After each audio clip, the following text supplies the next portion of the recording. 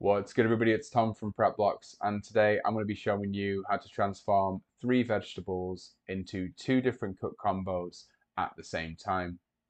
We take carrot, onion, and celery, and we create a B-type dice combo to blend into a recipe, and a C-type chop combo to complement a different recipe. Grab your gear, it's time to build.